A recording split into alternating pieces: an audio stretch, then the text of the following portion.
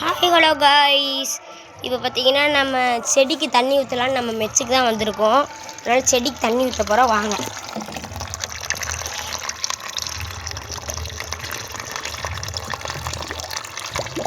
மொத்தம் நம்ம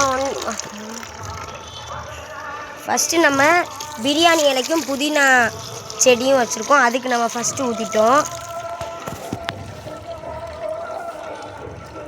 ரெண்டாவது பார்த்திங்கன்னா நம்ம ரோஜாப்பூக்கு ஊற்ற போகிறோம்.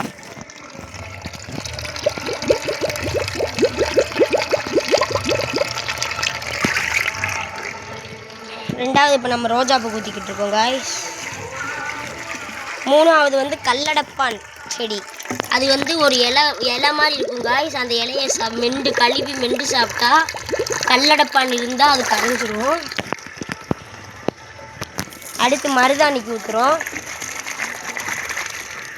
கல்லடப்பானுக்கு ஊற்ற மறந்துட்டோம், ஊற்றிடலாம். அதுக்கு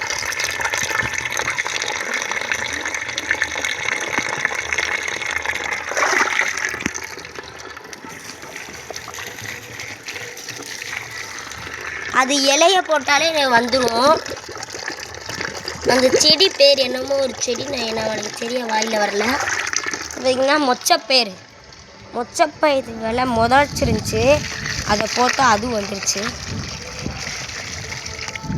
அது காய்ஸ் நம்ம மொத்தம் 5 செடி வச்சுருக்கோம் காய்ஸ். 5 செடிக்குமே தண்ணி ஊற்றி முடிச்சிட்டோம்.